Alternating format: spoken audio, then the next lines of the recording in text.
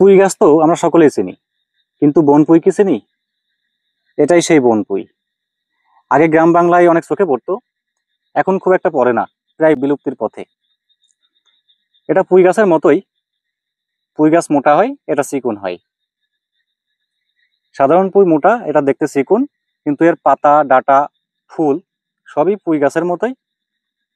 এটার অনেক ঔষধি গুণাগুণ রয়েছে। পাকস্থলীর ক্যান্সারের জন্য ভারতীয় চিকিৎসকগণ এই পুঁই খাওয়ার জন্য পরামর্শ দিয়ে থাকেন। এছাড়াও যাদের পুরাতন কোষ্ঠকাঠিন্য রয়েছে, দীর্ঘদিন ধরেও সারছে না, তাদেরকেও পরামর্শ দেওয়া হয় এই বনপুঁই টুকরো টুকরো করে কেটে তরকারির সঙ্গে রান্না করে খাওয়ার জন্য। এর আরো অনেক স্বাস্থ্য উপকারিতা রয়েছে, এগুলো আমাদের সংরক্ষণ করা উচিত। এগুলো এখন প্রায় বিলুপ্তির পথে, বিলুপ্ত হয়ে যাচ্ছে।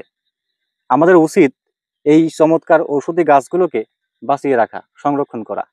এই গাছের ফল থেকে গাছ হয় এবং ডগা থেকেও হয়।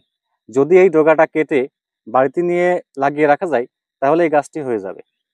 এজন্য আমাদের উচিত, যদি কোথাও থাকে তাহলে সেখান থেকে নিয়ে ভালো জায়গায় সংরক্ষণ করা, যাতে ভবিষ্যতে আমাদের এটা খুঁজে পেতে কষ্ট না হয় বা বিলুপ্ত না হয়ে যায়।